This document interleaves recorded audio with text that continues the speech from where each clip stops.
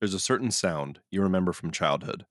The rumble of a diesel engine, the deep growl as it gains speed, steady and unstoppable. For football fans of the 1990s, that sound belonged to one man, simply known as the Bus. His 1993 SkyBox Impact rookie card captures him before the legend was fully written. Gold helmet glinting under a crisp South Bend sky, navy jersey stretched over a bruiser's frame, eyes locked on daylight. It's Notre Dame football in its purest form, grit, glory, and momentum. But more than that, it's the beginning of a story about a player who would redefine what power looked like. At the time the photo was taken, Bettis was a thunderstorm of a fullback turned running back, plowing through defenders who looked like they were made of paper. Yet what no one knew then, what this card now freezes in time, was that Bettis wasn't just a battering ram. He was a symbol of resilience. A player whose career would span generations, cities, and eras of the NFL, from the golden domes of Notre Dame to the steel curtain of Pittsburgh. Bettis carried more than a football. He carried expectation. He carried cities on his back. And when he finally stopped running, it wasn't because he couldn't. It was because the bus had made its final stop. Jerome Bettis was born in Detroit in 1972, a city built on motion. Motors, machines, and movement. At McKenzie High School, Bettis wasn't even a running back at first. He played linebacker, a position that fit his frame and ferocity. But when coaches saw what he could do with the ball in his hands, they knew they had something special. He ran like he was mad at the ground itself. By the time Notre Dame came calling, Bettis had already made a name for himself in Michigan prep football.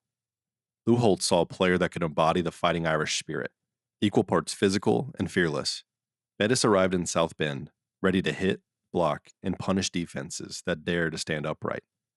Detroit had taught him toughness, but Notre Dame would refine it. And that SkyBox rookie image, navy blue, gold helmet, was the bridge between those two worlds. It's not just a rookie card. It's a photo of a city's son learning to run towards destiny. At Notre Dame, Bettis became something rare, a power back with grace. In Holtz's offense, he was a hybrid weapon, part fullback, part battering ram, part nightmare for linebackers. In 1991, he broke out. 13 touchdowns, a bruising presence that made defenders regret tackling high. Then came 1992, his junior year, his true statement season. Bettis scored 20 touchdowns, breaking the Notre Dame single-season record and leaving a trail of exhausted defenders behind him. Fans loved him. Teammates trusted him. Opponents feared him. But behind that power was a certain rhythm. Bettis had feet that belonged to a much smaller back, nimble, almost dancer-like. He could plant and cut in a heartbeat. A man who weighed 250 pounds, moving like someone 50 pounds lighter. The Irish were must-watch television, and Bettis was their heartbeat. When he declared for the NFL draft in 1993, it felt like the logical next step. He had nothing left to prove in college. He was ready for Sunday football, ready for the big lights, the big hits, and the big expectations. And so, SkyBox captured that final image.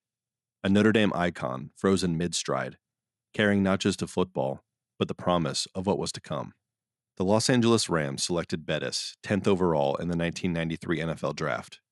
It was a franchise in transition, uncertain identity, shifting leadership, and fans hungry for something real again. Enter Bettis. As a rookie, he didn't just adjust to the NFL, he owned it. He rushed for over 1,400 yards and earned Offensive Rookie of the Year honors, and instantly became the centerpiece of the Rams' offense. In a league dominated by speed and finesse, Bettis brought back the power game. His running style was simple, yet brutal. Low pad level, patient steps, explosion through contact. He didn't dodge tacklers, he wore them down. Every carry was a collision, and every collision was a statement. You had to pay the toll if you want to stop the bus. In LA, Bettis became a throwback in a modern league, and though the Rams would later relocate to St. Louis, Bettis' early years proved that he could anchor a team by sheer will. But NFL careers are rarely straight lines. As the Rams struggled, coaches tried to change him, to fit him in a system that didn't suit him. It was a mistake that would soon become Pittsburgh's blessing.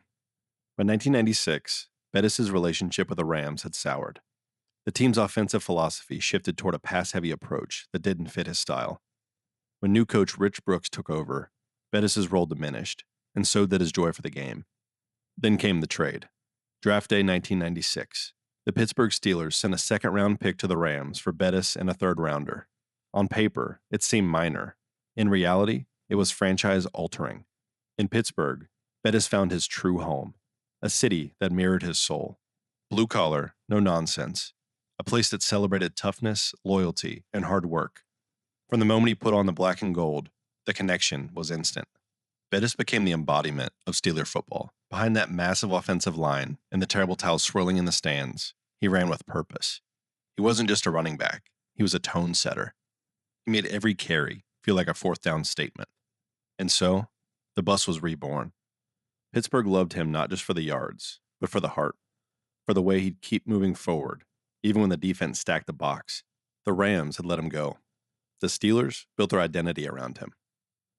The late 1990s through the early 2000s were prime Jerome Bettis. Year after year, he carried the ball 300 times, absorbed hits that would end most careers, and kept the Steelers competitive. He wasn't flashy, he wasn't loud, but he was relentless. Defenders described trying to tackle him like catching a refrigerator with legs. Yet off the field, Bettis was as warm and as grounded as they come, humble, approachable, and always smiling.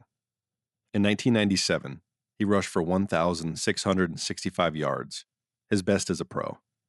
He became a fixture of NFL highlight reels, dragging defenders, bouncing off tackles, and moving the chains when everyone knew he was getting the ball. Fans chanted the bus in stadiums across the league. Commentators marveled at his staying power. Coaches built entire game plans around his ability to control the tempo. By the early 2000s, Bettis was more than just a player. He was a cultural figure. Kids wore his jersey in playgrounds from Detroit to Pittsburgh. Analysts debated where he ranked amongst the greats. And through it all, he had the same energy as that rookie card. The same drive from Notre Dame remained. The knees hurt more, the collisions were harder, but the bus kept rolling. Time, of course, comes for every athlete. By the 2003 season, Bettis' body had absorbed a decade's worth of hits, and the wear showed. His carries decreased, his explosiveness dulled. He became a situational back, often used in goal line packages or short yardage situations. But even as his role shrank, his influence grew. Younger players leaned on his leadership. Coaches trusted his experience. And Pittsburgh fans, they never stopped chanting his name. In 2004, when many thought he was finished, Bettis proved otherwise. He shared time with Deuce Staley and still scored 13 touchdowns. He wasn't the every down workhorse anymore, but he'd become something deeper, the spiritual center of the team. He'd already done enough to earn a spot in Canton, but he wasn't done writing his story. The 2005 season felt like destiny. The Steelers clawed their way through the playoffs, led by a young Ben Roethlisberger and a defense that played with fury. But behind it all was Bettis, the veteran who had seen it all, the emotional engine driving the team forward. When the Steelers advanced all the way to Super Bowl 40, there was poetry in the location, Detroit, his hometown, the city where he first learned how to run through adversity. In front of his family and friends, Bettis helped the Steelers defeat the Seattle Seahawks 21-10. As the confetti fell, he stood on the podium, tears in his eyes, and said the words that would echo through football history. "This is the last stop. The bus stops here." It was perfect. The journey that began on high school fields in Detroit and on that 1993 SkyBox card ended exactly where it all started. Back home, surrounded by love, legacy, and purpose. Jerome Bettis retired as one of the greatest running backs in NFL history. 13,662 rushing yards, 91 touchdowns, 6 Pro Bowls, a Super Bowl ring, and a legacy defined by consistency, humility, and heart. In 2015, he was inducted into the Pro Football Hall of Fame, a moment that felt less like a coronation and more like a reunion. Fans from every corner of Pittsburgh and Detroit celebrated a man who had carried their hopes 1 yard at a time. But Bettis' legacy extends beyond stats. He became a mentor, a broadcaster, a businessman, and a philanthropist. His foundation supports underprivileged youth and promotes education. The same intensity he brought to football, he now brings to helping others.